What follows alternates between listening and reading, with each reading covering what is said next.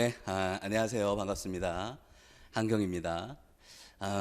이 오미크론 변이 때문에 이제 부득이하게 유튜브 라이브로 만나 뵙게 됐습니다. 좀 얼굴을 이제 마주 뵙고 이제 상담도 하고 하면 좋은데 좀 여러 가지 이제 사정들 때문에 이렇게 유튜브 라이브로 찾아뵙게 됐습니다. 조금 이 기술적인 문제가 있어서 이제 조금 늦게 이제 시작을 하게 되었습니다. 아마도 이제 조금 시간이 지난 후에 보시는 분들도 계시고 희소 홈페이지에서 이제 보시는 분들도 있을 것이라고 생각을 합니다. 모두 환영을 하고요. 자, 2023학년도 대비 합격 전략 설명회지요. 자, 임용시험이라고 하는 것이 이제 굉장히 좀 어렵습니다. 이제 처음부터 이렇게 겁을 줘서 조금 미안하지만, 임용시험이라고 하는 것이 그렇게 이제 만만한 시험이 아니다라고 하는 거. 공부할 내용이 이제 너무나 많다라고 하는 거죠. 이게 1년 동안 공부하기에는 너무 좀 벅찬 것이 아니냐, 너무 무리가 아니냐라는 것을 이제 느끼실 수 있을 것입니다. 제 생각에는 차근차근 한 2년 정도의 커리큘럼을 가지고 공부하는 것이 적당한 정도의 시험범위지 않느냐라고 이제 생각을 하고 있습니다만, 그렇다고 해가지고 저희가 2년을 잡아서 공부할 수는 없지 않겠습니까? 중요한 것은 무엇입니까? 1년 안에 합격하는 것이 굉장히 중요한 것이겠죠. 2년 걸리고 3년 걸리고 4년 걸리고 계속 시간이 흐르는 것이 아니라 한 번에 합격할 수 있는 것이 중요하다. 남들과 똑같은 방법으로 공부해서는 1년 내에 한 방에 합격을 하기는 좀 어렵다고 생각을 하고 있습니다. 자, 따라서 가장 효율적인 방법들, 가장 효율적인 전략들을 생각하는 것이 합격의 키라고 이제 생각을 하는데, 그런 의미에서 오늘 여러분들은 굉장히 좋은 베스트 초이스를 했다라고 이제 생각을 합니다. 왜냐하면 저 한경이라고 하는 사람은 임용고시를 공부해 본 경험이 있다라고 하는 것이죠. 합격의 경험도 있고 실패의 경험도 있습니다. 제가 처음에 임용고시를 봤을 때는 3차에서 떨어지게 되었고 1년 정도 더 재수를 해가지고 높은 점수로 합격을 하게 되었습니다. 합격을 한 경험도 있고 실패한 경험도 있고, 그리고 여러분들과 동일한 두뇌 구조를 가지고 있다라고 하는 것이 굉장히 이제 의미가 있는 점이라고 이제 볼 수가 있습니다. 아무래도 공부에서 제일 중요한 것이 뭐냐라고 이야기를 하면 유전자가 제일 중요하다라고 이제 이야기를 할 수가 있는데, 그렇다고 해가지고 부모한테 물려받은 유전자, 지능 이런 것들을 갖다가 개선할 수는 없지 않습니까? 그죠? 갑자기 머리 좋아지는 약을 먹을 수는 없지 않습니까? 그죠? 하지만 저 같은 경우는 여러분들과 동등한 똑같은 지적 능력을 가졌다. 내가 정말 지적 능력이 IQ가 막 한 130대고 140대고 이런 사람이 아니라 여러분들과 똑같은 평균 정도의 지능을 가지고 임용고시를 실패해 본 경험도 있고 합격한 경험도 있기 때문에 누구보다 더 합격 전략과 관련된 것들, 공부 전략과 관련된 것들에 대해서 깊게 생각하고 심사숙고하는 경험이 있다라고 하는 것이죠. 그것은 제가 2010년에 합격을 했는데 그때부터 지금까지 지속적으로 생각을 하고 있습니다. 매년 생각을 하고 있습니다. 그러니까 예를 들어가지고 누가 이번에 합격을 했는데 교육과정을 뭐 6개월 만에 다 외워가지고 만점을 맞았더라 그러면 제가 반드시 그 방법을 물어봅니다. 그리고 제가 생각을 해봅니다. 예전에 제가 학생들한테 안내한 방법들이 있는데 그 방법과 비교해 봤을 때에 이런 것들은 이것이 장점이고 저런 것들은 이런 것들이 단점이더라. 그래서 이렇게 하는 것들이 가장 효율적인 방법이라고 하는 것들을 선생님들에게 안내를 하고 있다라고 하는 점이죠. 자, 그래서 저는 학습 전략 위주로 오늘 좀 말씀을 드리고 싶습니다. 부득이하게 저에게 주어진 시간이 2시간 남짓밖에 되지 않기 때문에 길게 얘기할 수는 없을 것 같아요. 조금 디테일하게 하나하나씩 이야기를 하고 나자면 오늘 하루 종일 해도 모자랄 것 같습니다. 따라서 2시간 이내에 이런 것들을 다 끝내야 되기 때문에 이 임용시험 제도에 대한 것들은 정말 간단하게 정말 최소한으로 설명만 하도록 하겠습니다. 나머지 것들은 어떻게 1년 동안 학습을 끌고 나가야 되는, 이게 제일 중요한 것입니다. 여러분들 반드시 제 강의를 듣지 않더라고 하더라도 다른 강사의 합격 설명회라든가 합격한 사람의 합격 수기라든가 이런 것들 보는 거 중요할 수 있겠죠. 왜냐하면 사람마다 임용고시를 바라보는 관점이 다르고 그 관점에 따라서 합격을 향해서 나아가는 길이 다르다라고 하는 것입니다. 시간도 다르겠죠.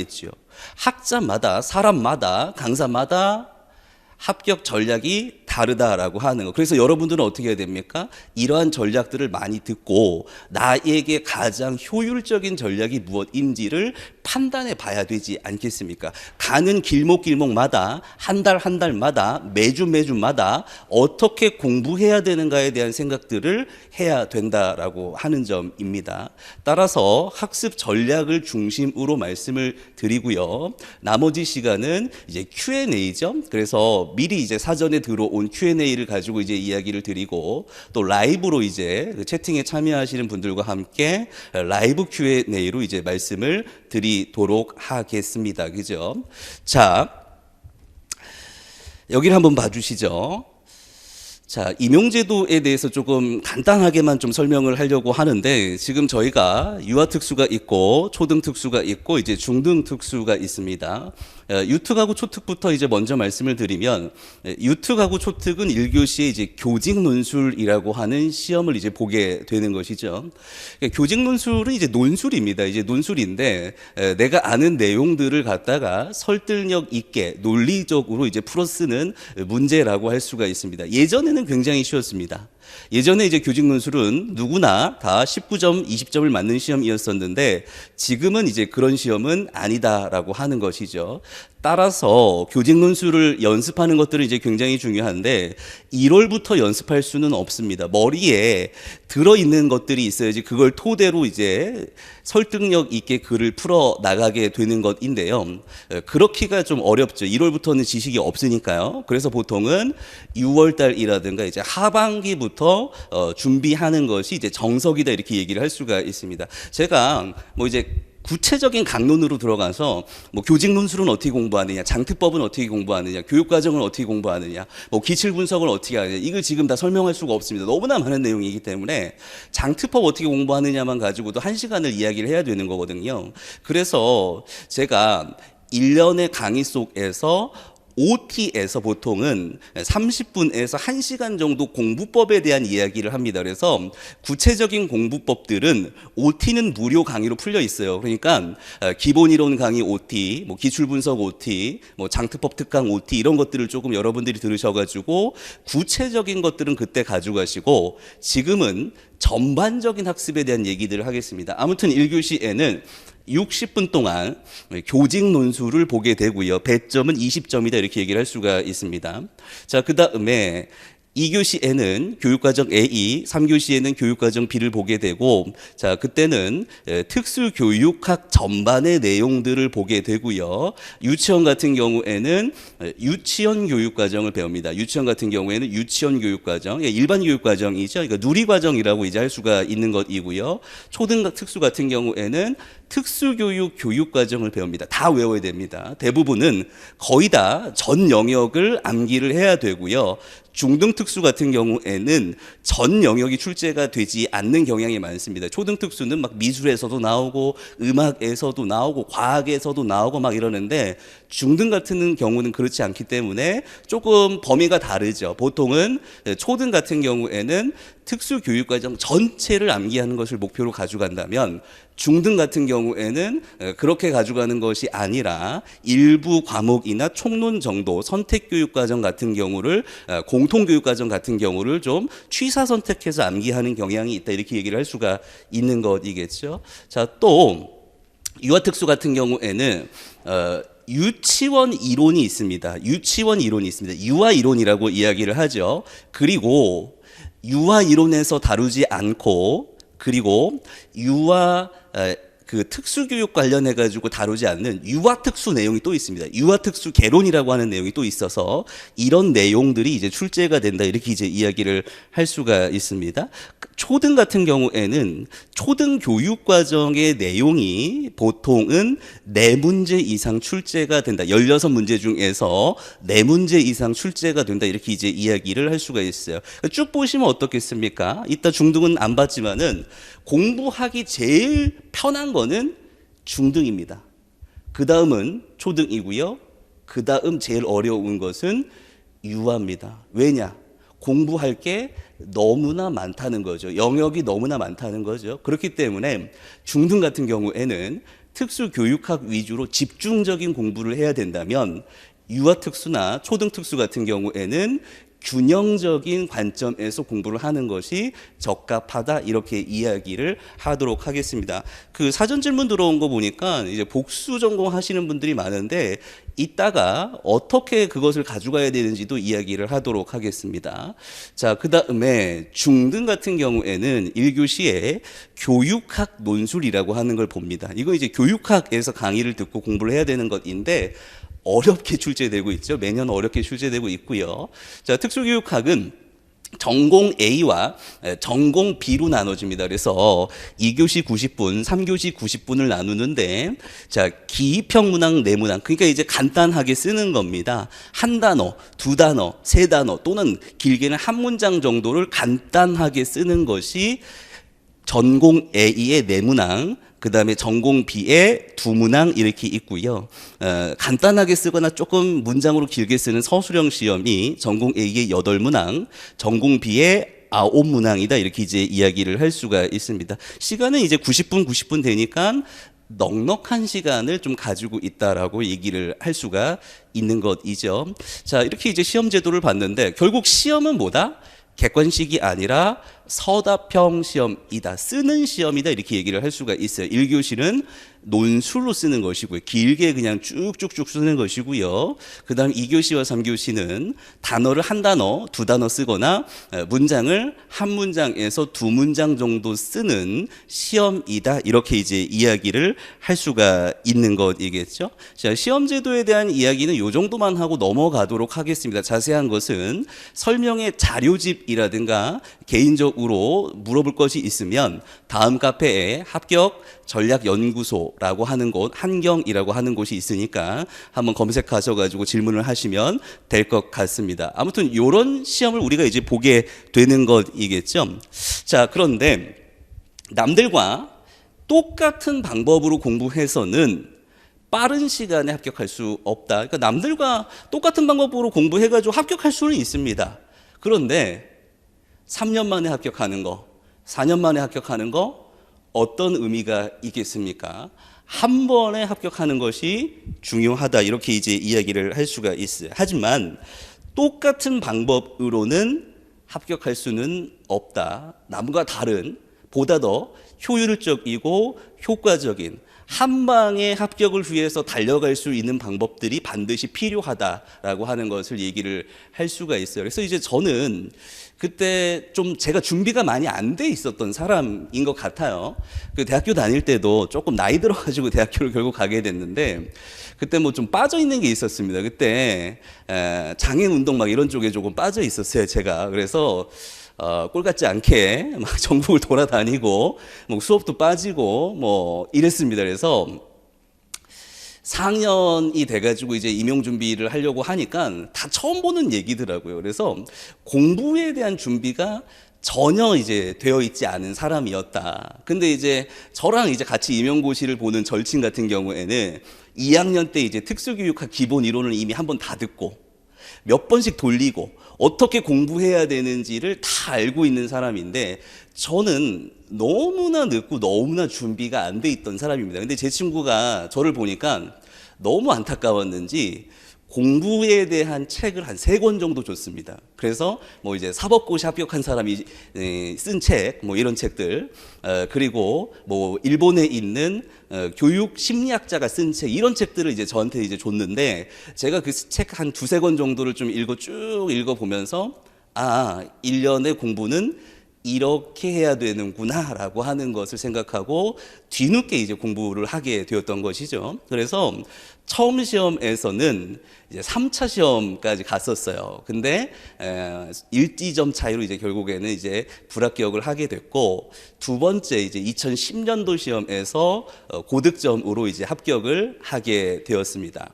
자, 우리는 이제 교육을 하는 사람들이고, 그 교육이라고 하는 학습 원리라고 하는 것은 우리들에게도 적용이 되는 거죠. 그러니까 학생들한테 우리가 적용하는 그 원리라고 하는 것은 우리들에도 적용이 된다라고 하는 거. 그래서 기본적인 교육 원리와 함께 1년 동안 학습을 어떻게 이끌어 나가야 되는가, 대강적인 것들을 한번 이야기를 해보려고 합니다. 자, 이쪽 칠판으로 한번 와보시면, 자, 학습의 단계라고 하는 것이 이제 있지요. 그래서 저는 학습의 단계를 기초 단계라고 하는 거, 기본 단계라고 하는 거, 심화 단계라고 하는 것으로 나눴습니다. 특수교육학에서도 학습의 단계를 이야기를 하고 있죠. 기초 단계라고 하는 것은 습득의 단계다, 이렇게 얘기하죠. 기본 단계라고 하는 것은 숙달의 단계다, 이렇게 얘기하죠. 심화라고 하는 것은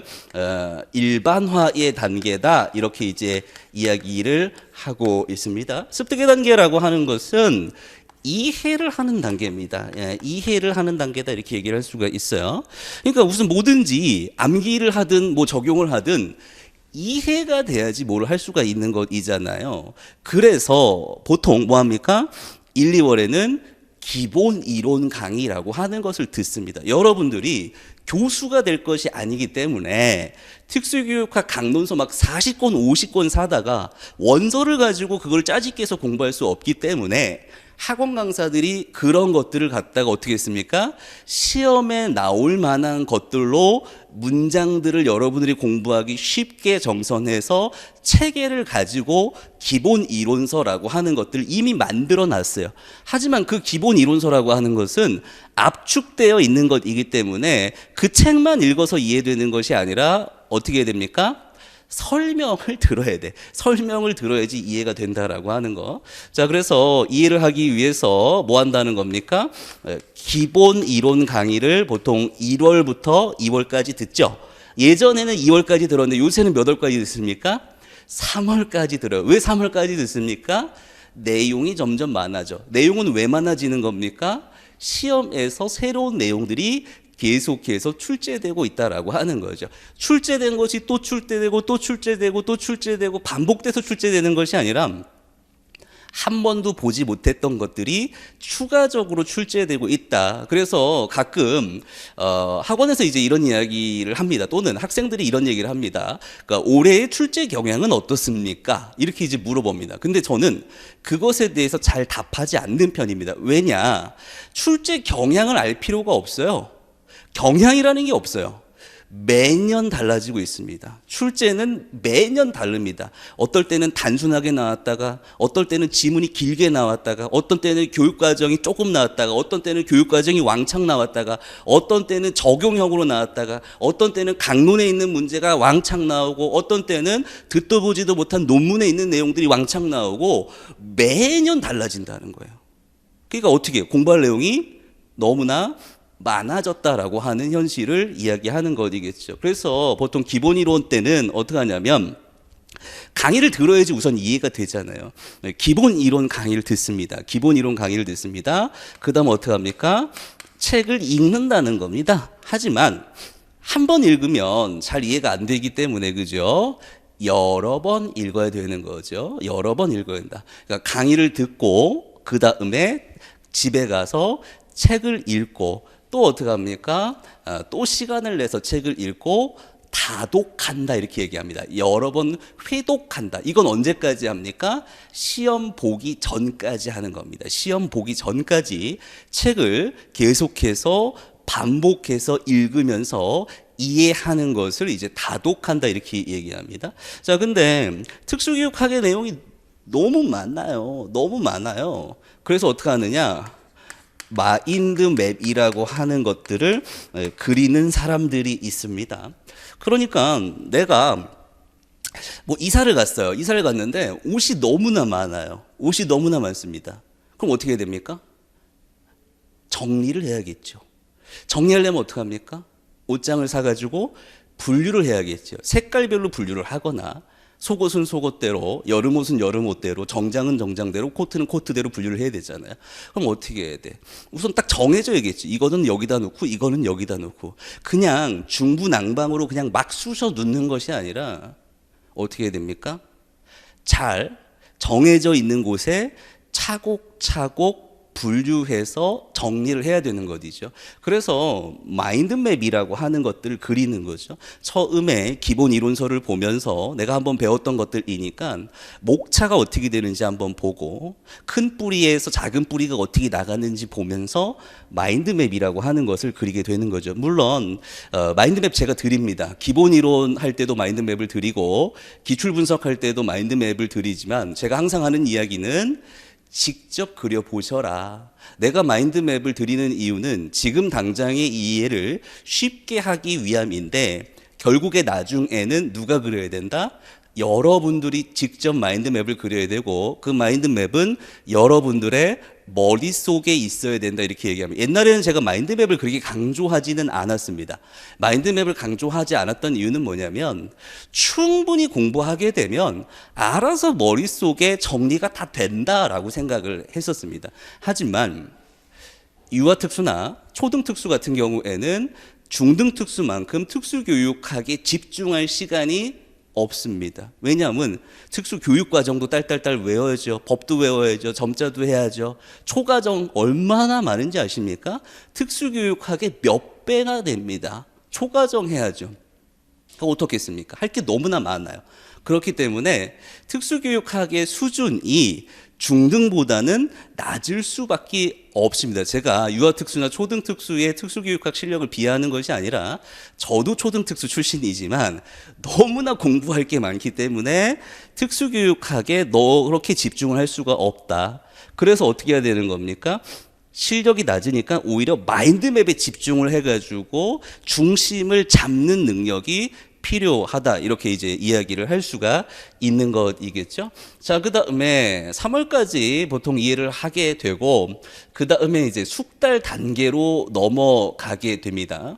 자, 숙달 단계에서는 보통 뭐를 하냐면 기출 분석이라고 하는 것을 하게 되는 것이겠죠. 자, 그래서 이때는 기출풀이라고 하는 것을 합니다. 기출풀이라고 하는 것을 하고요. 분석을 하죠. 기출을 이제 분석을 하게 됩니다. 분석을 하게 되고 분석한 내용을 가지고 정리를 하게 되고 정리한 내용 가지고 암기를 해야 된다. 이렇게 이제 이야기를 할 수가 있는 것이겠죠. 그래서 이때는 주로 이제 뭐 하냐면 기출 강의를 들읍니다. 기출 강의를 듣고 기출 강의와 함께 요새는 하도 이제 기출되었던 것들만 출제되는 것이 아니라 새로운 내용들이 많이 출제가 되기 때문에 교수님들의 강론서에 대한 공부를 합니다. 그래서 강론서를 사서 공부하는 사람도 있습니다. 뭐 한 주요 강론서만 한 10개 사서 공부하시는 분들도 있고 20개, 30개 사서 공부하시는 분들도 있고 아예 공부하지 않고 저 같은 사람이 정리해 놓은 기출 분석집을 보는 사람도 있습니다. 그러니까 여러 가지 스타일이 있는 거죠. 나중에 또 이야기를 하겠습니다만 아무튼 기출 강의를 듣고 심화 강론을 해서 어떻게 한다? 분석을 해요. 분석을 해요. 근데 이제 혼자 분석하기는 좀 어렵죠. 뭐 이제 독학하시는 분들 중에 스터디에서 분석하시는 분들도 있는데 기본적으로 분석하려면 데이터가 빵빵해야 됩니다. 이게 뭐가 특수교육학에 대한 실력이 좋고 안 좋고를 떠나서 팩트에 기반해가지고 정답을 찾는 것이 우선이기 때문에 적어도 강론서가 저희 집에 있는 것 정도는 있어야겠죠. 적어도 300권, 400권 정도는 있어야지 팩트에 기반해서 정답이 무엇인지를 찾을 수 있는 것이겠죠.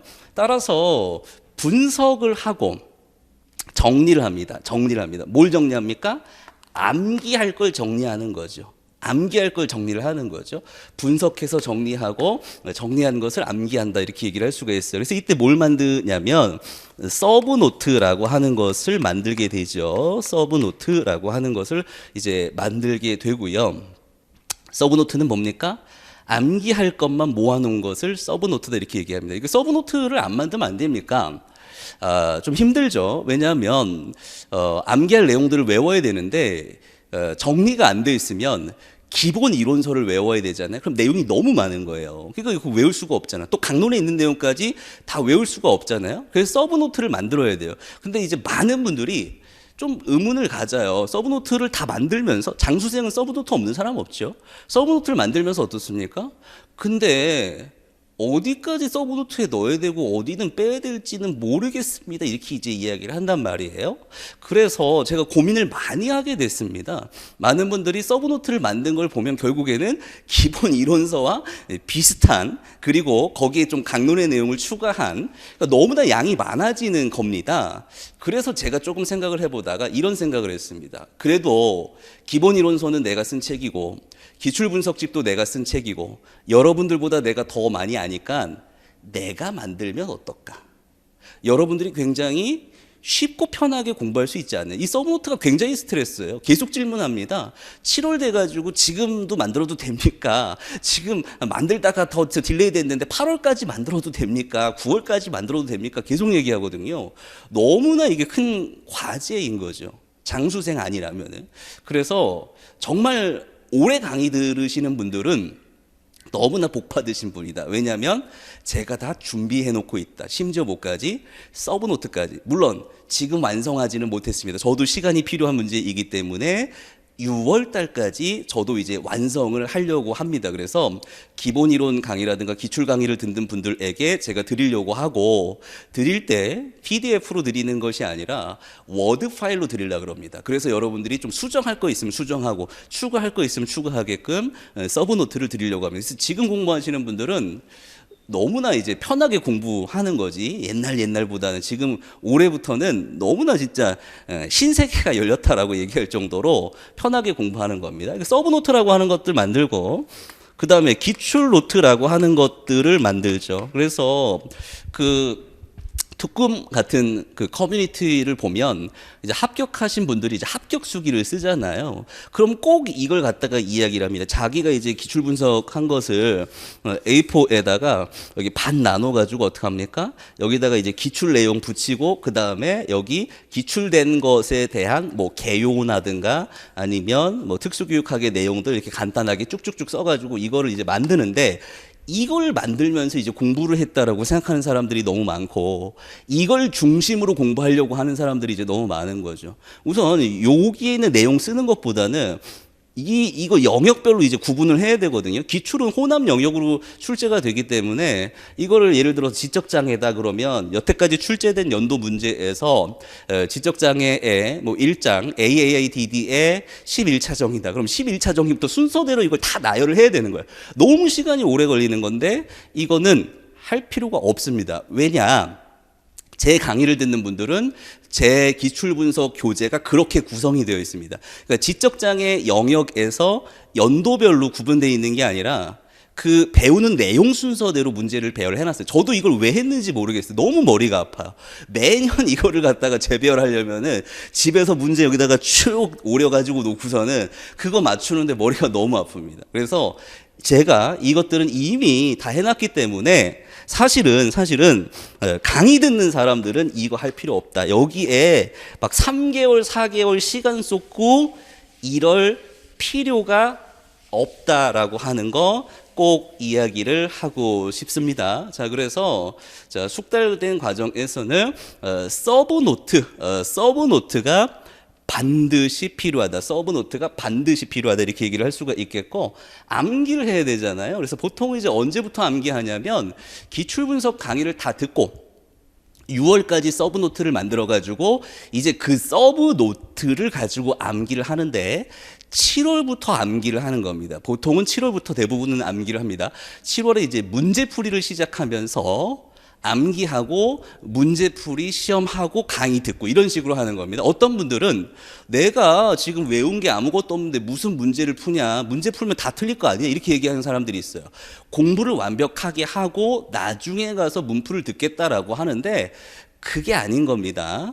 예를 들어서 오늘 문제풀이 영역이 지적장애다. 이번 주가 지적장애다 그러면 서브노트 지적장애 일주일 동안 충실히 외우는 겁니다. 그 다음에 어떻게 합니까? 학원에서 시험 보는 겁니다. 그 다음 어떻게 합니까? 채점하고 강의 듣고 내가 충분히 외웠다고 생각했는데 빼놓고 외운 건 이거구나. 내가 외웠는데도 틀린 건 이거구나. 외웠는데 이런 식으로도 출제가 될 수 있구나. 이런 것들을 이제 반복하면서 암기가 되는 것이겠죠. 이때 암기 방법은 무슨 방법이냐? 백지 인출이다라고 하는 거 얘기를 할 수가 있죠. 보통 어떻게 생각합니까? 이렇게 생각해. 서브노트라든가 기본 이론서를 한번 보고서는 외웠어, 했어. 그러니까 양으로 생각을 하는 거예요. 내가 이거 했어 이렇게 생각하는 거. 외운 게 아닙니까? 그 다음날 가면 어떻게 되는 줄 아십니까? 하나도 기억이 안 나요. 하나도 기억이 안 나요. 왜 그런지 아십니까?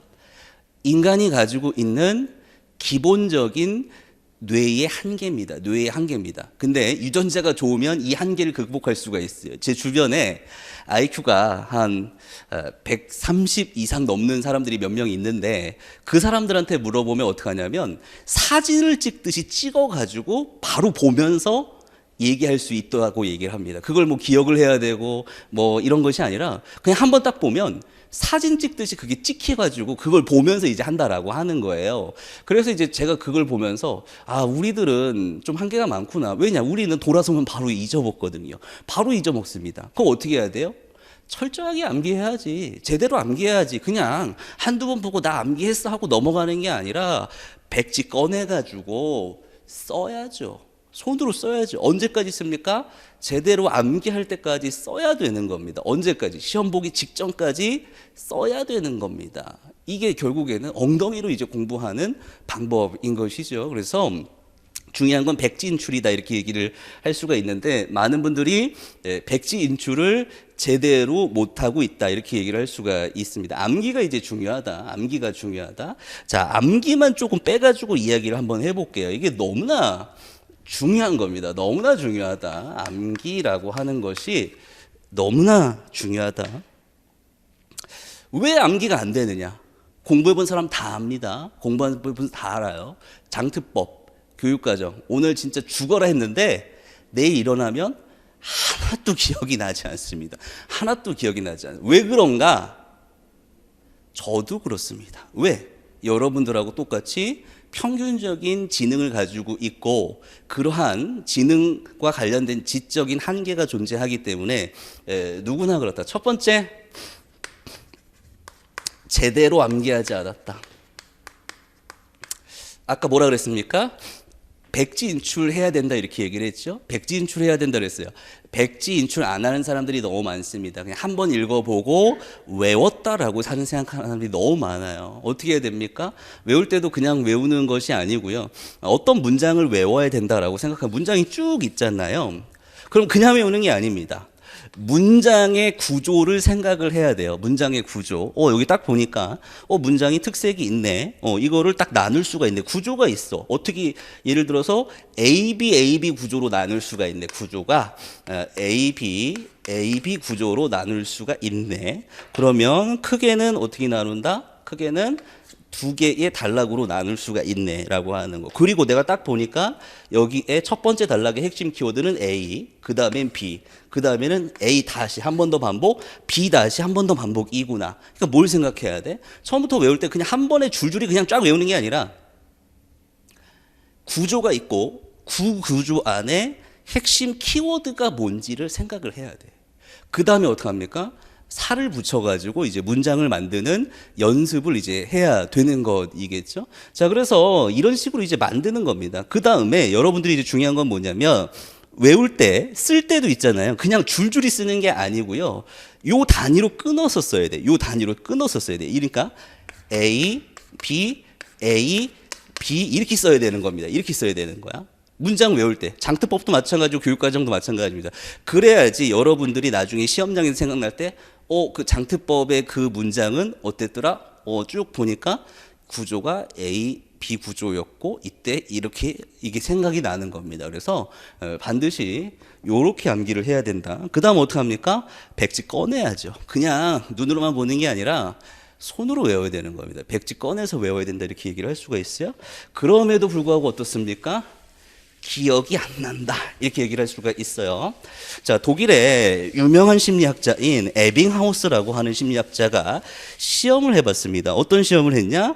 기억 시험이라고 하는 것을 했죠. 기억 시험이라고 하는 걸 했습니다. 사람들 쭉 데려다 놓고서는 외울 걸 준 다음에 이거 외워봐라. 이거 외워봐라. 그 다음 어떻게 테스트를 했습니다. 자, 테스트 해봤더니 어떻습니까? 이 기억이 처음에는 100%였는데 점점 줄어나가더라. 점점 줄어나가더라. 하루가 지나니까 기억에 34%만 남아있더라는 겁니다. 계속 어떤 내용을 외우든 34%. 자, 영구적으로는 20%만 남아있다 이렇게 얘기를 합니다. 그런데 요거 조금 높일 수 있는 방법이 있어요. 그건 뭐냐면 의미 있게 암기하는 방법이 있습니다. 의미 있게 암기하는 방법. 그냥 무의미 있게 암기하는 게 아니라 의미 있게. 예를 들어 가지고 뭔가 사례를 중심으로 외운다든가 아니면 잘 안 외워지기 때문에 앞 글자만 따가지고 외운다는 거. 뭐 두문자법 이렇게 얘기하죠. 또는 뭐 청킹 이렇게 이야기를 하죠. 또는 뭐도 있습니까? 조직화하는 방법. 비슷한 내용끼리 묶는 조직화하는 방법들이 있죠. 그런 것들은 다 어디 있는 전략입니까? 구체적으로 마인드맵이라고 하는 전략, 서브노트라고 하는 전략, 이런 전략에 해당되는 것들을 이야기하는 것이거든요. 그래서 이런 것들 무시하지 마십시오. 남들이 이런 거 하는 것들 갖다가 이거 뭘 그렇게 수고를 해 이렇게 생각하지 마시고 반드시 필요한 전략이니까 써라. 의미 있게 암기해라. 그럼 어떻게 된다? 살짝 올라간다. 하지만 영구적으로는 결국에는 20%더라. 의미 있게 암기하면 다시 암기할 때 좀 속도가 납니다. 그러니까 우리가 반복을 하잖아요. 반복을 얼마나 하겠어요? 좀 많이 할 수밖에 없는 거죠. 근데 반복할 때도 시간이 오래 걸리잖아요. 근데 그 반복하는 시간이 빨라지더라. 이렇게 이제 이야기를 하는 겁니다. 자, 그럼에도 불구하고 20%다 이렇게 얘기하는 거예요. 그래서 제가 이제 마지막으로 추천드리고 싶은 건 뭐냐면 전략적인 암기를 해라. 전략적인 암기를 해라. 이렇게 이제 이야기를 하는 건데 전략적 암기라고 하는 건 뭐냐면 지금 20%는 어땠습니까? 완벽하게 외워진 거죠. 20%는 완벽하게 외워진 겁니다. 굳이 다시 할 이유가 없는 것이죠. 매번 똑같은 주기를 가지고 특수교육학을 똑같이 돌릴 이유가 없는 것이죠. 외워진 것은 안 하는 겁니다. 외워지지 않는 80%의 건 어떡합니까? 더 많이 반복을 해야 되는 거죠. 반복의 주기를 다르게 설정해라라고 하는 것을 이야기를 하고 싶어요. 근데 이제 중요한 건 뭡니까? 이 20%가 뭔지 80%가 뭔지 알 수가 없다라고 하는 것이죠. 그럼 어떻게 해야 돼? 기본적으로 우리가 시험 보기 한 2달 전 정도 되면은 뭐가 좀 외워진 거고 뭐가 외워지지 않은 것을 좀 구분을 할 줄 알아야 돼. 그럼 이것을 평가할 수 있는 틀이 필요한 거죠. 그럼 어떤 방법이 있겠어요? 스터디 같은 거 하면 어떻습니까? 모여가지고 맨날 구두인출하고 뭐가 틀렸네 뭐가 이러잖아요. 그럼 좀 알 수가 있습니다. 대충 뭐가 틀렸고 뭐가 안 외워지고 뭐는 잘 외워지고 이런 것들을 알 수가 있어요. 이런 방법이 있어요. 스터디, 문풀, 모고 이런 거 하면 알 수가 있는 것이겠죠. 그지? 그래서 이런 것들을 통해서 정확하게 좀 구분을 해야 돼. 내가 상태가 어떤가? 어떤 것들은 완벽하게 외웠고 어떤 것들은 완벽하게 외우지 않았는가? 그러면 어떻게 하냐면 그 다음에는 이거를 다 어떻게 하면 돼? 자주 외우면 되죠. 이거는 덜 자주 외우면 되죠.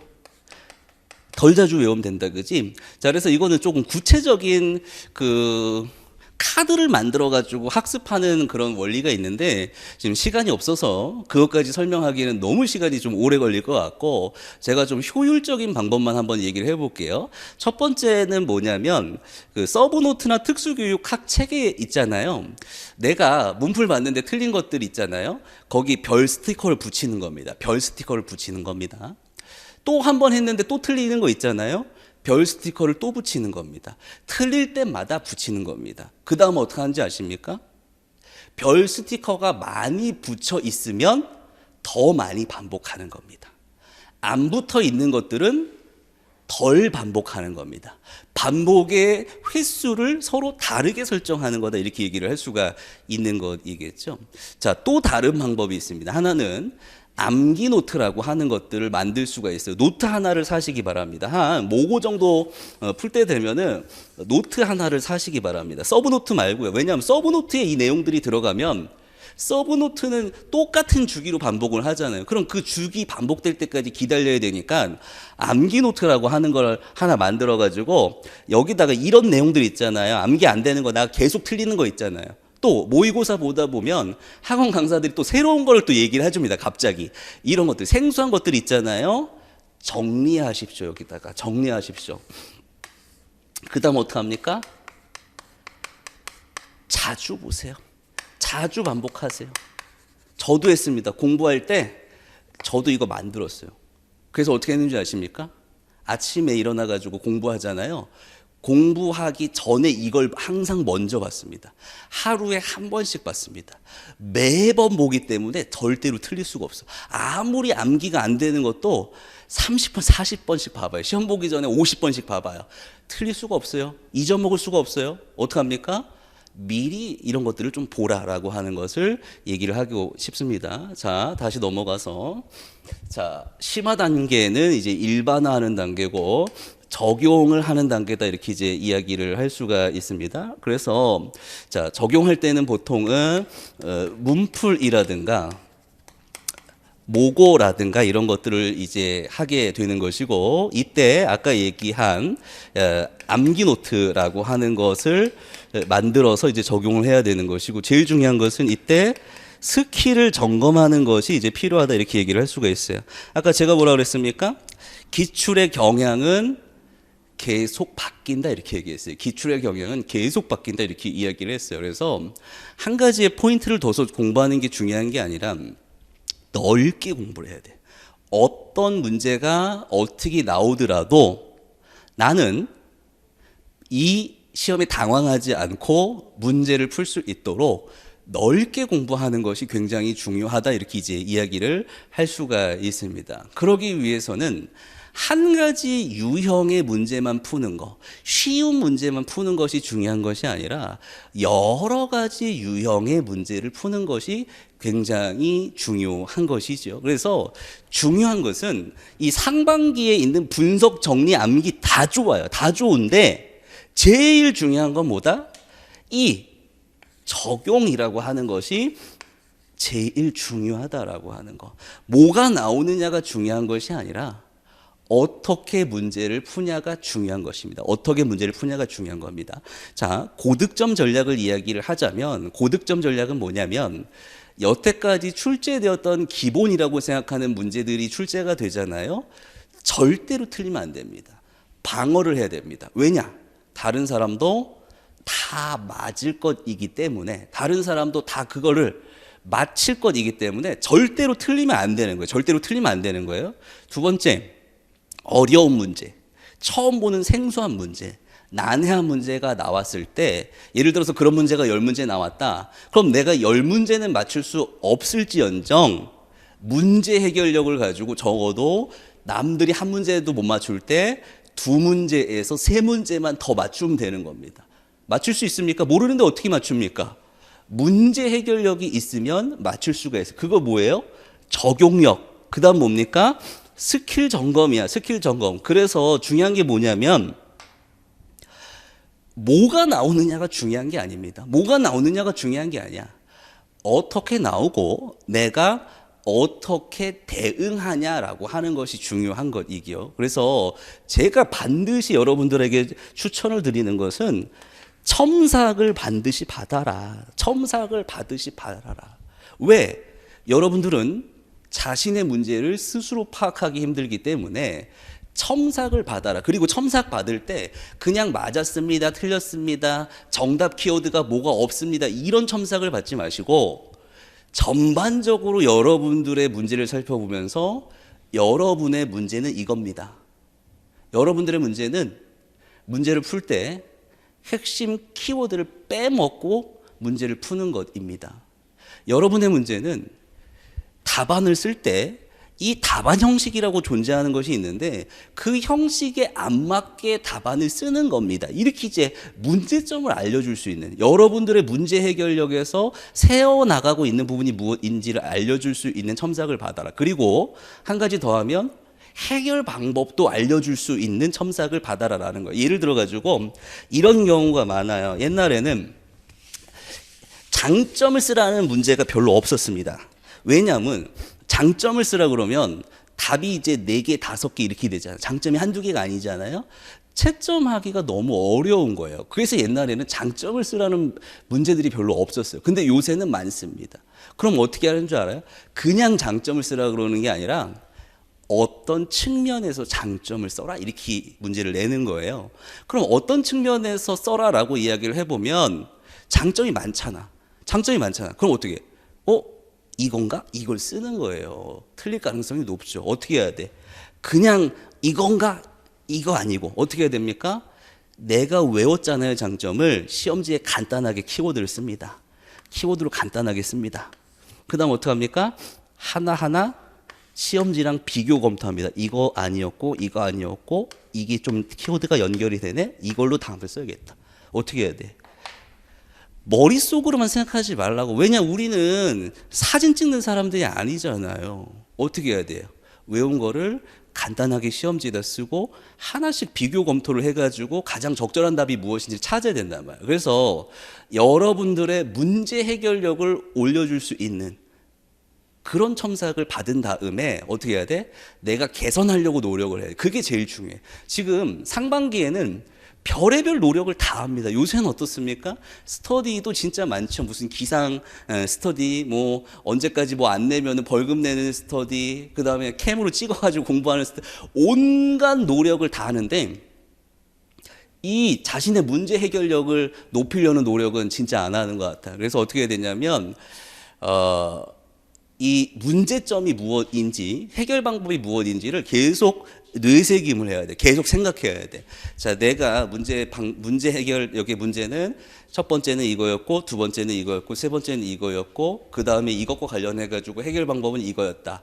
이번에 문풀 풀어가는데 이때 절대 이 문제와 관련해서 실수하지 않으리라.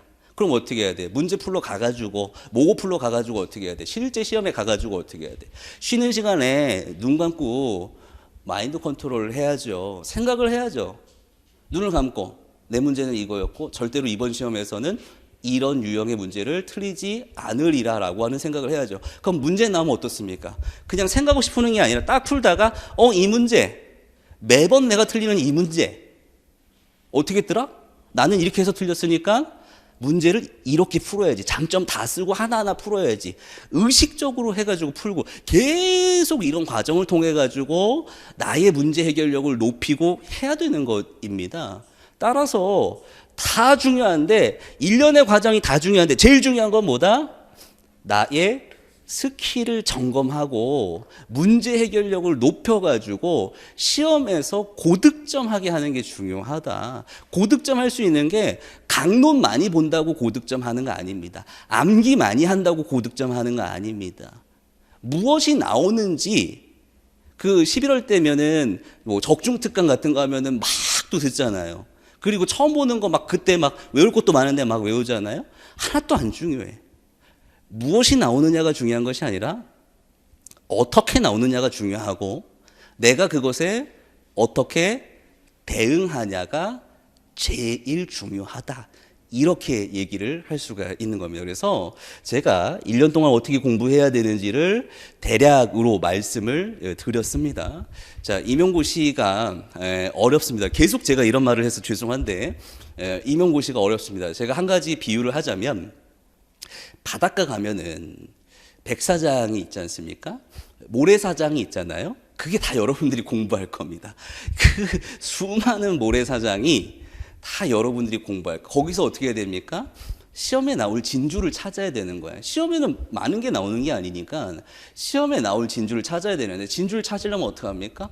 하나씩 다 뒤집어 봐야 되는 겁니다. 그냥 누가 먹여주는 것이 아니라 하나씩 다 뒤집어 봐야 돼. 다 뒤집어 보고 뭐가 진주라고 하는 걸 찾아야 되는 것이거든요. 그만큼 인내가 필요하고 그죠?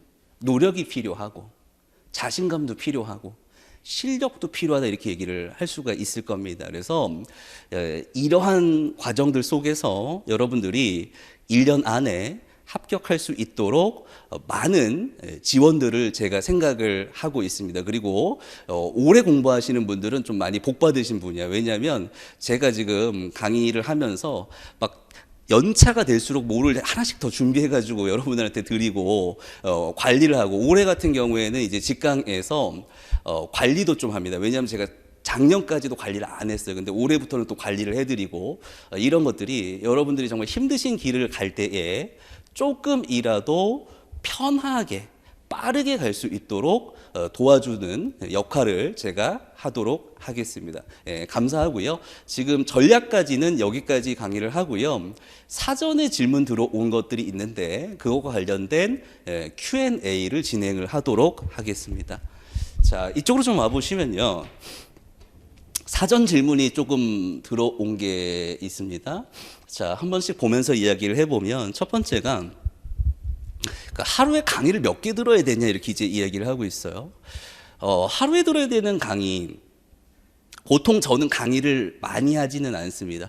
강의 많이 하시는 분들 보면은 진짜 많이 하는데, 저는 여러분들한테 이제 꼭 필요한 강의를 위주로만 이제 강의를 하고 있는데, 보통은 제가 이제 상반기에는 목요일, 금요일 날 강의를 하고요. 하반기에는 이제 금요일만 강의를 하고 있습니다. 그럼 상반기 같은 경우에는 조금 이제 내용이 많아가지고 하루에 이제 강의 올라오는 것이 한 5시간에서 6시간 정도 이렇게 올라올 겁니다. 5시간에서 6시간 정도 올라오고, 그 다음에 이틀이니까 뭐 10개에서 12개 정도 올라온다라고 이제 생각을 하시면 될 것 같고요. 하반기 같은 경우에는 일주일에 이제 한 4시간 정도 강의가 올라온다라고 이제 생각을 하시면 됩니다. 근데 이제 여러분들은 제 강의만 듣는 건 아니잖아요. 그죠? 교육학을 듣는 분들도 있고 초과정을 듣는 분들도 있고 이제 이러니까 강의가 좀 많을 겁니다. 그래서 이제 어떤 분들은 나눠서 듣는 분들이 있죠. 뭐 하루에 2개씩 이런 식으로 나눠 듣는 분들도 있고,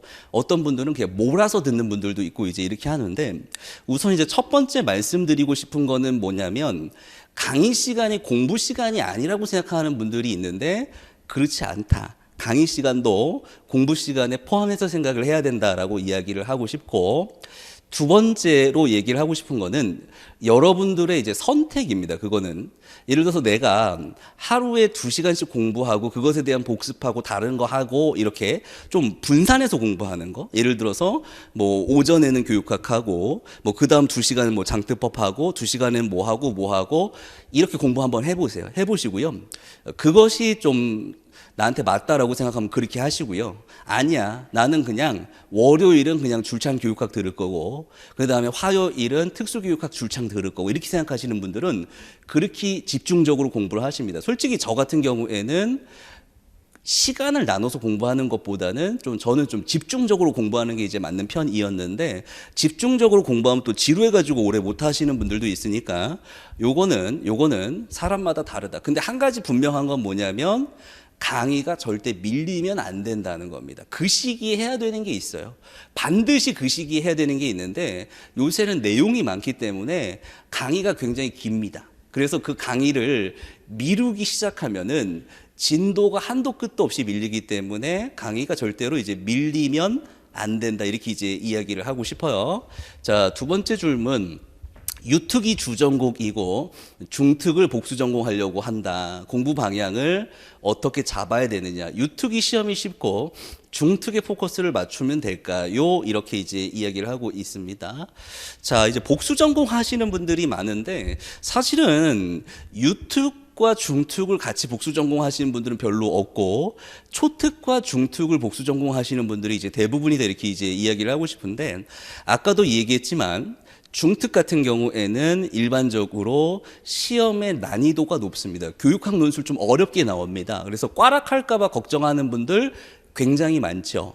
그리고 전공도 좀 어렵습니다. 전공도 어렵습니다. 물론 올해 같은 경우에는 유아특수, 초특수, 특수교육학의 내용이 예전과 다르게 좀 어렵게 출제가 됐습니다만은 평균적으로 봤을 때는 특수교육학 전공 문제가 중등이 훨씬 어렵다.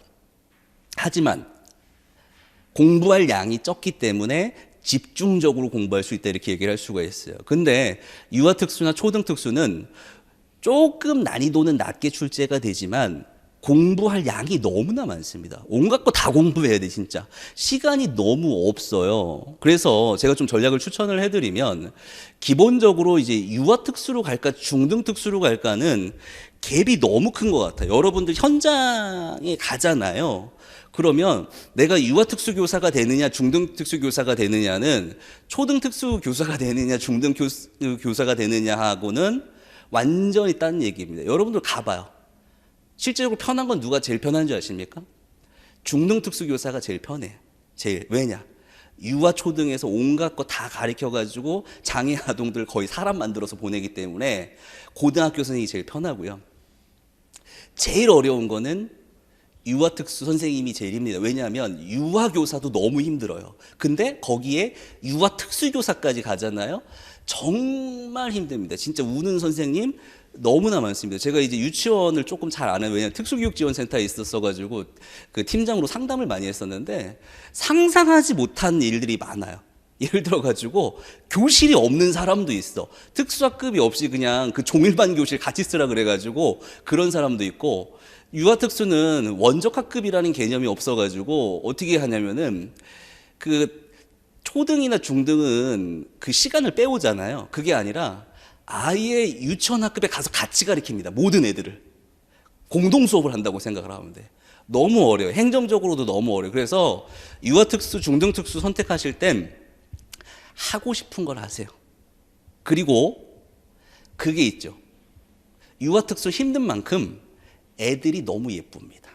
애들이 너무 예뻐. 초등학교만 가도 애들이 너무 예쁩니다. 완전 피부, 도자기 피부 해가지고 막 애들 애교도 있고 너무 예뻐 애들이. 그리고 애들도 유머가 있습니다. 유머가 있어요. 애들도 애들 나름의 그 유머가 있기 때문에 너무 예뻐. 근데 이제 어떻습니까?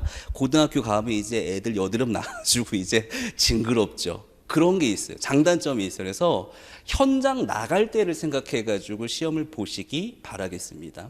자, 그리고 초등특수랑 중등특수 같은 경우에는 어떻게 하면 좋냐면 중등특수를 중심으로 공부를 하세요. 중등특수를 중심으로 공부를 하시고, 초과정 같은 경우에는 듣고 싶은 분들은 강의 듣고 공부를 좀 하시기 바랍니다. 근데 제가 주변에서 보면 초과정을 공부를 안 해요. 초과정을 공부를 안 하고 교직 논술 쓰는 방법만 조금 배운 다음에 이제 중등에서 공부할 때 이제 특수교육학 진짜 열심히 하고, 그 다음에 특수교육과정 외울 때 조금 넓게 외우는 겁니다. 그 다음에 어떻게 보느냐? 그냥 초등 가서 시험 보는 거예요. 그 다음에 초과정은 대부분 틀리고 나오는 겁니다. 그런데도 불구하고 중등이 특수교육학 실력이 높기 때문에 합격하는 친구들이 꽤 나옵니다. 그래서 초등 특수나 중등 특수 복수 전공할 때는 중등을 중심으로 공부하는 것이 조금 더 효과적인 전략이다, 이렇게 이제 얘기를 하고 싶어요. 지금 3학년이다. 이 시기에 어떤 공부를 해야 되냐 이렇게 이제 이야기를 하는데, 3학년 때는 기본 이론 강의 듣는 게 요즘 가장 우선이겠죠. 그래서 기본 이론 강의를 듣고요. 기본 이론 강의를 듣고요.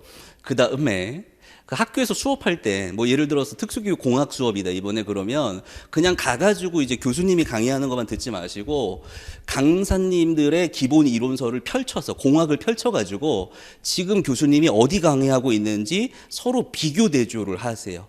그래서 한 번 더 공부를 하시기 바랍니다. 이런 식으로 좀 진행을 하시면 좋겠고요. 중등이시면 교육학도 좀 한번 기본 이론 미리 방학 때 좀 들어 놓으시면 좋을 것 같고요. 초등 같은 경우에는 초과정은 들을 수가 없어요. 3학년 때 듣기에는 너무나 많습니다. 너무나 많습니다. 막 나도 예전에 초과정 강의 들으려고 그러면 과학 들을 차림인데 과학 열어보면 막 강의가 막 20강이고 막 이런 거야. 진짜 듣기가 싫은 거 너무 많으니까. 그러니까 4학년 때 초과정은 하시기 바라겠습니다. 자, 그 다음에 최근에 새로 나온 강론들은 어느 정도로 참고해서 봐야 되나요? 이렇게 얘기를 합니다. 학원 강사들마다 이제 강론을 어떻게 강의하느냐가 조금 다릅니다. 그래서 강론서만 가지고 강의하는 경우가 있어요. 강론서를 한 20권 정도 사가지고 그걸로 이제 뭐 한 4개월, 6개월 강의하시는 분들도 있고요. 기출만 강의하시는 분들도 있습니다. 기출만 강의하시는 분들도 있고요.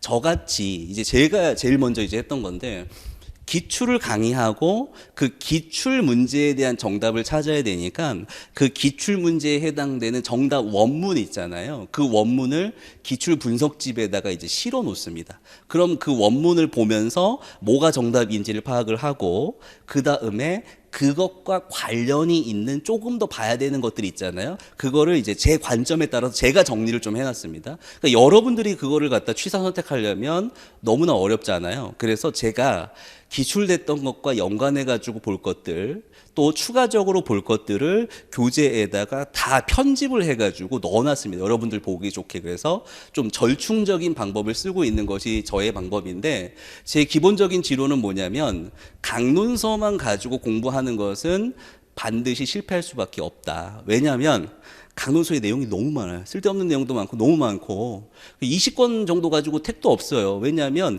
이 책은 이게 잘 돼 있고 저 책은 저게 잘 돼 있고 이렇습니다. 한 군데에서만 나오지 않아요. 여러 군데에서 출제가 되기 때문에 여러분들이 기본적으로 강론서를 정확히 공부를 하려면 정독을 그래도 한 2번 하고 다 이해를 하고 그 다음 그거에 대해서 요약 정리를 하고 요약 정리한 것을 3번, 4번 다시 외워야 되는데 그렇게 공부하는 사람 아무도 없습니다. 그러니까 강론서를 사서 공부할 생각하지 마시고 기본적으로 뭐 심화 강론 책이 있다면 그것을 중심으로, 그것도 많아요. 거기 있는 강론서도 많다. 그래서 만약에 강론서를 꼭 공부를 하고 싶다면 조금 추가적인 보충 용도로 공부를 해라. 예를 들어가지고 뭐 언어경어법을 내가 기본 이론서에서 공부하고 있는데 좀 이해가 안 되는 부분이 있다. 그러면 강론서가 있다면 그걸 좀 찾아요. 언어경어법만 찾아가지고 추가적인 이해를 하는 용도로 써라. 이렇게 이제 이해를 하고 싶습니다. 자, 그 다음에 법과 교육과정이 개정된다고 들었는데 시험을 대비할 때 어떻게 해야 되냐 이렇게 얘기하는데, 교육과정은 이제 개정돼가지고 이제 총론의 개요가 이제 다 나왔는데, 우선은 오래 공부하시는 분들은 구교육과정으로 공부를 합니다. 개정교육과정이 아니라 구교육과정으로 공부하는 것으로 확정이 됐으니까 구교육과정으로 공부를 하고요.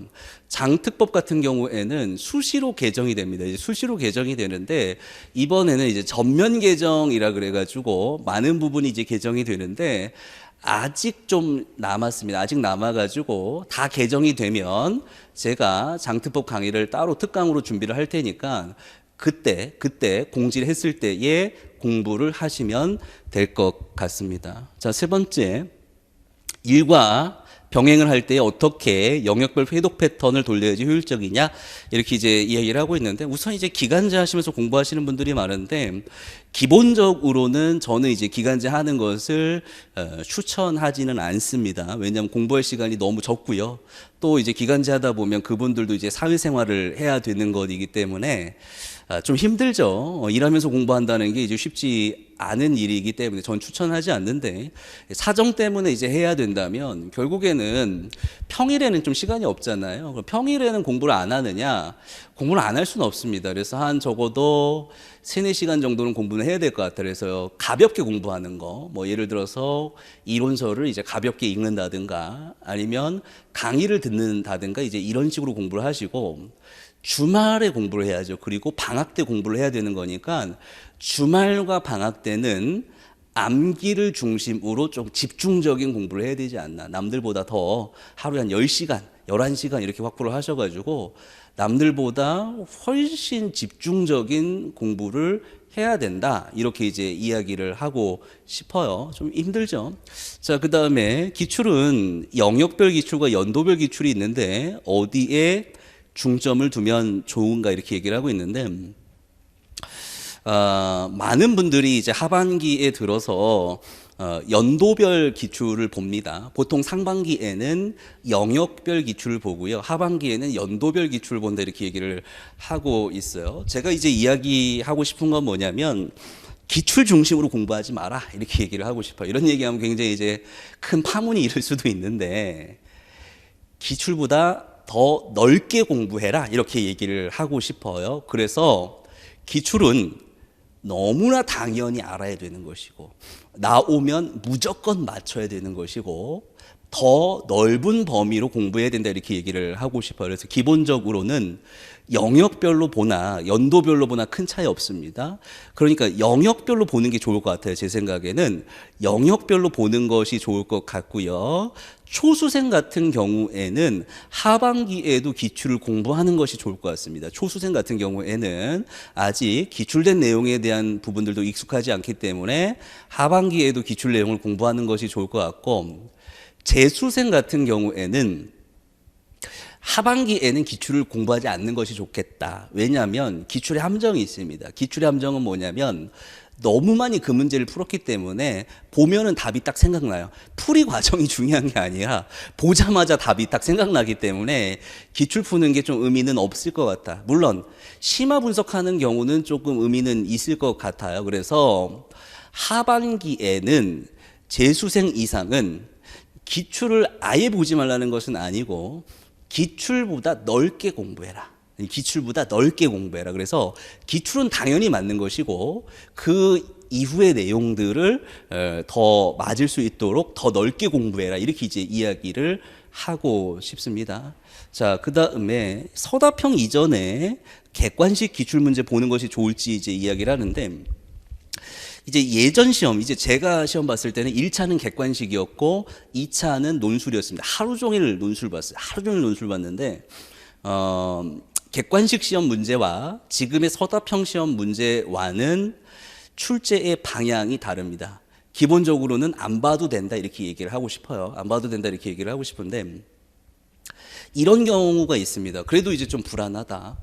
그리고 또 이제 이런 경우도 있죠. 내가 기본 이론을 조금 공부를 하는데 제대로 외웠는지 조금 궁금하다. 간단하게 좀 테스트를 해보고 싶다. 이런 분들은 기본 이론 강의를 들으면서 또는 기출 분석 강의를 들으면서 객관식 문제도 같이 풀어보면 좋을 것 같아요. 그래서 이제 저 같은 경우에는 보너스 강의로 객관식 기출 문제를 이제 드리고 있는데, 초수생은 아마 그것까지 할 시간이 없을 거예요. 재수생 이상 정도가 객관식 문제는 한 번 정도는 풀어보는 의미가 있다. 두 번은 아닙니다. 한 번 정도는 풀어보는 의미가 있다. 이렇게 이제 얘기를 하고 싶습니다. 자, 그 다음에 재수생이다. 기간제 병행 시 시간 관리는 어떻게 해야 되느냐? 아까 이야기를 했습니다. 그지? 주말과 방학에 집중적인 공부를 해야 된다. 이렇게 이야기를 했습니다. 자, 그 다음에 장수생의 마인드 컨트롤 비법이 있을까 이렇게 얘기를 하는데, 제가 이제 장수생을 만나면 꼭 해드리는 이야기가 있어요. 어떤 얘기를 하냐면, 제가 이제 몇 년 동안 이제 노량진에서 보면 참 이 친구는 성실한데 이해력이 좀 부족하다라고 생각하는 경우들이 있습니다. 저도 이제 정확하게 이제 진단을 해야 되니까 그런 경우들이 많이 있어요. 왜냐하면 제 강의 듣는 분들 중에서도 몇 년 동안 듣는 분들 있거든요. 그럼 이제 보면은 참 성실하고 다 좋은데 이해력이 좀 많이 부족하다라고 생각하는 친구들이 있어요. 근데 그런 친구들도 붙습니다. 그리고 이해력이 굉장히 뛰어난 친구 있습니다. 딱 보면 너무 뛰어난 친구고 당연히 붙을 것이라고 생각하는 친구들이 있는데 떨어지는 경우 있습니다. 보통 이 친구는 수석이나 차석할 것 같은데 생각을 하는데 1차부터 떨어지는 경우가 많습니다. 그래서 그거를 좀 누구는 이래서 붙을 거다, 누구는 이래서 떨어질 거다라고 예단할 필요가 없다. 끝까지 가봐야 한다. 이렇게 얘기를 하고 싶고, 끝까지 공부하는 사람들은 무조건 붙습니다. 무조건 붙어요. 제가 경험으로 봤을 때 무조건 붙습니다. 지적 수준이 정말 낮아도 무조건 붙습니다. 무조건 붙어요. 그러니까 반드시 포기하지 마시고 계속 공부하시기 바랍니다. 계속 공부하시기 바랍니다. 이렇게 1년 공부했다가 1년 쉬었다가 또 1년 공부했다가 1년 쉬었다가 이렇게 하지 마시고 연속성 있게 계속 공부하시기 바랍니다. 저도 이제 뒤늦게 이제 돼가지고, 제가 대학교를 좀 뒤늦게 가가지고 이제 29살 때 이제 처음 임용고시를 보고 30살 때 이제 임용 합격을 했었는데, 제가 이제 첫 번째 떨어졌을 때 임용 강사를 할까 생각을 해봤어요. 왜냐하면 똑같이 시험 떨어졌는데 그때 임용 강사 하시는 분들이 있더라고요. 지금도 이제 계신 분들인데 이제 그렇게 있는데 저분도 떨어졌는데 임용 강사 하는데 나도 좀 하면 안 돼? 나 좀 원래 하고 싶었는데 이래가지고 이제 교수님한테 이제 이야기를 했더니 교수님이 쓸데없는 소리 하지 말라고 그래가지고 못했어요. 못하고 그때 교수님이 저한테 조언해 주신 거는 너 기간제 하지 말고 무조건 공부해라. 그래서 그럼 몇 번까지 합니까? 제가 나이가 30인데 몇 번까지 합니까? 그랬더니 5년까지 해봐라 이렇게 이제 얘기를 했어요. 그래서 저도 5년까지는 무조건 해야 된다. 그리고 그 안에는 무조건 붙는다. 그리고 조금 늦게 붙는다고 인생 어떻게 되는 거 아니다. 지금은 어차피 똑같이 집 못 사고, 그지? 대신 똑같이 안정적으로는 살 수가 있잖아요. 교사 되면은. 자, 그러니까 조금 늦게 붙는다고 어떻게 되는 건 아니니까 그런 부분은 신경 쓸 필요가 없다. 그리고 마인드 컨트롤이 좀 안 되면 자기 개발서를 좀 사세요. 자기 개발서를 좀 사가지고 읽으시고 영화 중에서 좀 성공한 그런 사업가 또는 위인과 관련된 영화들이 있습니다. 그런 영화들을 조금 보십시오. 그런 영화들을 보면서 좀 동기 유발을 하는 것이 좋지 않나 이렇게 생각합니다. 절대로 낙심하지 마시고 반드시 합격을 할 거니까 그렇게 속으로 믿고 공부하시기 바랍니다. 긍정적으로 생각하시기 바랍니다. 자, 두 번째, 1년 동안 공부했는데 1차에서 무너지고 나니 어디서부터 어떻게 해야 될지 감이 안 잡히네요. 스터디를 구성해서 하는 게 좋을까요? 이렇게 얘기하는데 제가 이제 스터디는 필수입니다. 반드시 해야 됩니다. 스터디는 반드시 해야 되는 것이고 그 요새 그 강남에 가면은 그 학생들 이제 과외를 하는 것이 중요한 게 아니라 과외 스케줄을 관리해주는 선생님이 있대요. 과외 스케줄도 관리하고 애 공부할 때 공부 스케줄도 관리하고 이런 사람들이 있다라고 하는 거예요. 그러니까 뭐가 중요합니까? 지금 뭐 강의는 누구나 다 들을 수 있는 거잖아. 하지만 공부는 누가 해야 돼요? 내가 해야 되는 거죠. 그럼 어떻게 됩니까? 관리가 돼야 돼요. 근데 혼자 공부하면 관리가 안 됩니다. 미루고 싶을 때 미루고, 그지? 근데 스터디하면 어떻습니까? 꼭 해야 되잖아. 그 주의 목표를 잡고 공부를 하고 또 만나서 어떻게 합니까? 얘기하죠. 내가 이해한 건 이런데 이렇다. 저 선생님은 이렇게 얘기를 하더라. 이 부분에서 이거는 뭐가 좀 잘못된 거. 이런 얘기하죠. 서로 내가 이해 안 되는 부분을 갖다가 명료화하는 과정이 필요해. 물론 그 나한테 질문해도 되지만 모든 걸 질문할 수는 없잖아. 그지? 일주일에 질문 한 20개씩 할 수는 없잖아. 그지? 물론 해도 되지만, 그렇게 할 수는 없잖아요. 그죠? 그러니까, 스터디는 반드시 필요하다. 그래서 기본적으로는 그런 용도, 자신을 관리하는 용도로 써야 되는 것이고, 두 번째는 좀 정서적으로 의지할 수 있는 사람까지 만나면 이제 금상첨화죠. 그래서 좀 잘 맞고 시험 이제 볼 때까지 서로 의지하고 좀 편하게 공부에 대해서 이야기하고 고민 상담도 좀 하고 이러면 최고죠. 근데 좀 어렵죠. 그런 사람 만나기가. 그래서 무조건 스터디는 필수다. 좀 스터디 구성할 때 짜증나고 또 이상한 사람들 만나고 깨지고 막 이런 것 때문에 안 하신 분들도 있는데 스터디 한 사람과 스터디 안 하는 사람의 차이가 분명히 있습니다.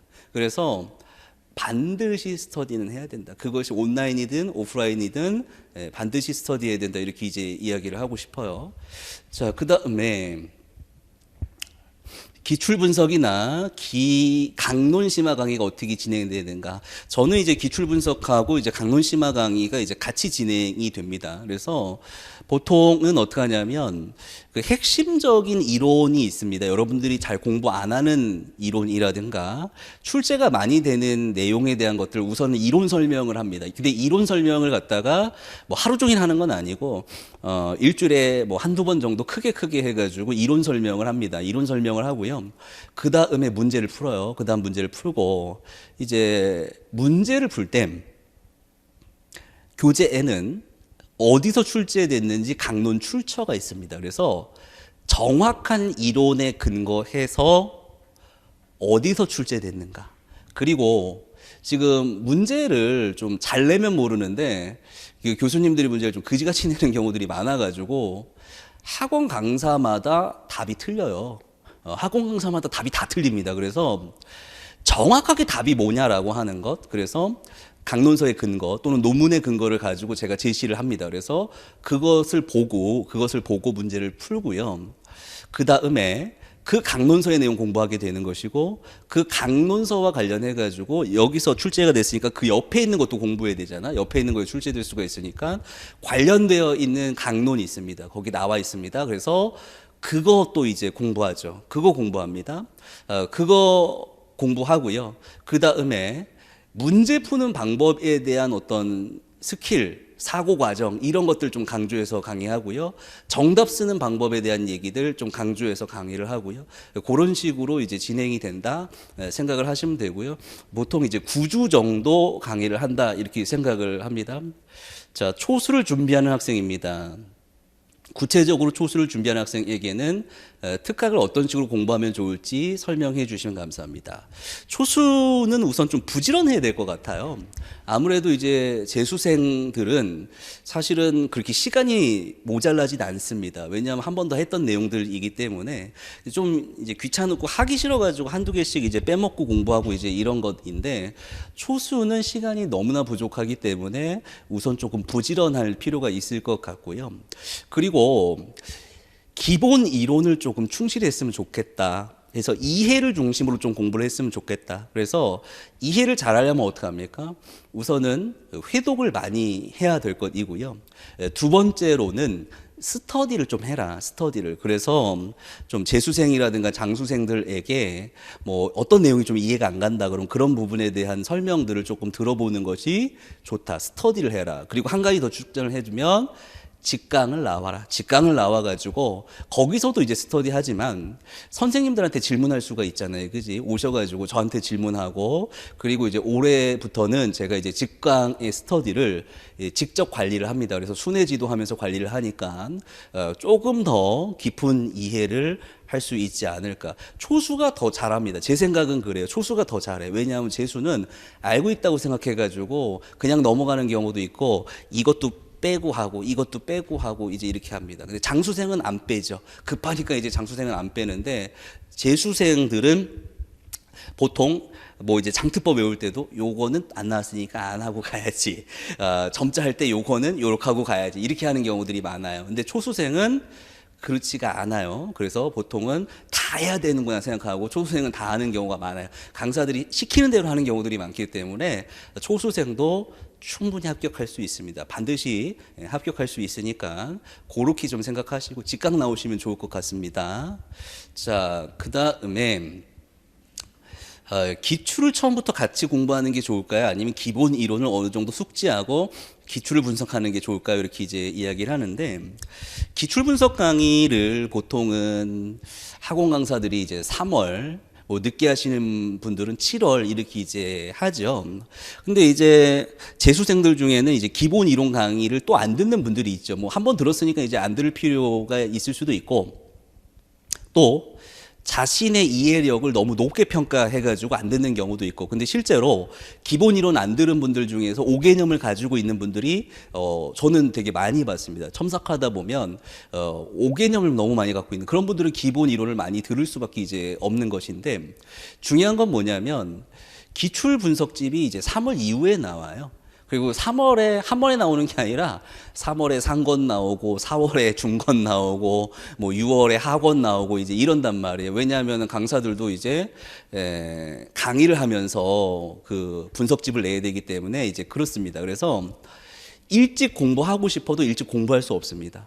그러니까 1, 2월에 기출 분석하고 싶어도요, 분석할 수 있는 자료가 없어요. 물론 여러분들이 강론서를 뭐 한 100권 가지고 있는데 그거 가지고 우리 만나가지고 우리 재수생끼리 분석하는 분들도 있는데, 저는 별로 추천하지 않습니다. 효율적이지가 않은 것 같아요. 왜냐하면 이미 강사들이 다 분석해 놓은 거 있는데 굳이 뭐하러 자기가 거기서 금강 캐고 있습니까? 다 캐놓은 거 있는데. 그래서 1월에 하려고 해도 할 수가 없다.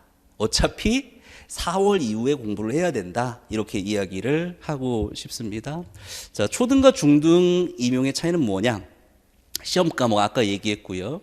1, 2차를 얘기를 하자면 2차 같은 경우에 이제 중등의 면접이 교육학과 관련된 면접입니다. 교육학과 관련된 면접이다라고 하는 거 얘기를 할 수가 있고요. 경쟁률 이렇게 이제 이야기를 하는데 지금 문재인 정권 들어가지고 엄청 많이 뽑았죠. 엄청 많이 뽑고요. 중등이 원래 좀 더 많이 뽑죠. 더 많이 뽑고 중등이 이제 엄청 많이 뽑았는데 최근에는 중등이 살짝 주춤하고 초등을 조금 더 이제 옛날보다는 많이 뽑는 경향인데 이거는 뭐가 더 좋다라고 얘기를 할 수가 없을 것 같아요. 왜냐하면 쓰는 지역 뭐 이런 것들도 다 영향을 받기 때문에 지금 뭐 유아를 볼까 초등을 볼까 중등을 볼까 고민하는 분들이 이제 많은 것 같은데 제가 이제 추천하는 거는 이제 실제 내가 교사가 됐을 때가 중요한 것 같아요. 그죠? 실제 장단점이 다 있습니다. 그 중학교 고등학교 가면요 업무가 별로 없어요. 유아나 초등 비해서는 업무가 별로 없습니다. 그런 점도 장점이고 또 초등 특수 같은 경우에는 그 특수학교 아니고 일반 학교에 가면은 다 교대 출신인데 나만 교대 출신이 아니잖아요. 약간 정체성의 문제 그리고 그 약간 통합의 문제 이런 문제들도 있습니다. 교류의 문제들도 있어요. 분명히 있어요. 그래서 그런 부분을 좀 생각해서 준비하시는 것이 좋다. 그래서 뭐가 더 쉽냐 어렵냐 이렇게 생각하는 것보다는 뭘 하고 싶냐에 맞춰가지고 공부하는 것이 맞는 것 같고 초등 중등 공부해서 난 다 볼 거다 하시는 분들은 아까도 얘기했지만 중등에 초점을 맞춰서 공부를 해라. 중등에 초점을 맞춰서 공부를 해라. 그 다음에 초등도 같이 봐라. 이렇게 덩달아서 되면은 좋은 거지 않습니까? 이제 그렇게 봐라. 이렇게 얘기를 하고 싶어요. 자, 11개월 시험 준비를 어떻게, 어디서 뭐부터 해야 될까? 아까 다 설명했습니다. 아까 제가 칠판에 쓰면서 다 설명을 했습니다. 다 설명했습니다. 그래서 그렇게 하시면 될 것 같습니다. 자, 마지막 질문. 이해가 느린 편인데 어떻게 하면 1년 동안 모든 시험 범위를 다 이해할 수 있을까요? 이렇게 이제 이야기를 하고 있어요. 자, 이해가 부족한 분들이 조금 있죠. 뭐 이제 문해력이 부족한 분들도 있고요. 조금 뭐 요새의 그 MZ 세대가 좀 상식이 조금 부족하다라고 하는 얘기를 많이 하더라고요. 그래서 이해가 부족하신 분들이 있을 수가 있는데 여러 번 다독을 해야죠. 여러 번 다독을 하고요. 이해 안 되는 것은 이제 스터디를 통해서 조금 해결을 하셔야 될 것 같아요. 그래서 스터디 통해 가지고 다 초수만 스터디하는 건 아니잖아요. 다 이해력 부족하신 분들만 스터디하는 건 아니니까 스터디 해가지고 이 구절에 대해서 나는 이렇게 이해를 했는데 요게 좀 나는 이해가 안 가더라. 그럼 좀 얘기를 해달라. 이러면 얘기를 해줄 수가 있는 거죠. 그리고 또 하나 이제 아까 제가 얘기했듯이 직각 나오셔라. 직각 나오면 질문을 많이 할 수 있어요. 학원 강사랑 강의 끝날 때마다 질문을 할 수가 있으니까 그렇게 이제 점검을 하시고요. 그리고 이제 반드시 중요한 게 뭐냐면 한 번에 이해할 수는 없습니다. 한 번에 이해할 수는 없고 내가 좀 이해를 시켜드릴 때는 그 주변 설명들이 많잖아요. 그럼 주변 설명을 갖다가 여러분들이 거기 책에다 다 써놓는 게 아니란 말이에요. 그럼 그 주변 설명도 잊어버리기 때문에 내가 지금은 이해했지만 내일은 이해가 안 될 수도 있어요. 그러니까 이걸 한 번에 이해하는 게 아니고 1년의 과정 속에서 계속 이해력이 높아지는 거고 암기를 통해서 이해력이 올라가고 이해를 통해서 암기가 되고 계속 반복되는 순환적 과정이기 때문에 너무 어렵다라고 생각할 게 아니라 긍정적으로 생각을 하고 내가 시험에 가까웠을 때는 완벽해져 있을 것이라고 생각을 하고 공부하는 것이 가장 적합한 방법이다. 이렇게 이제 이야기를 하고 싶습니다. 뭐 이렇게 사전에 들어온 질문과 관련된 Q&A를 했는데요. 이따가 라이브로 이제 질문하실 분들은 이제 질문을 하시고요. 또 이제 다음 카페에서도 학습 상담 게시판이 있습니다. 그래서 그 상담 게시판을 토대로 해가지고요. 제가 또 바로바로 이제 이야기를 하니까 그런 부분들도 참고해 주시기 바라겠습니다. 자, 잠시 후에 라이브 Q&A를 진행하도록 하겠습니다.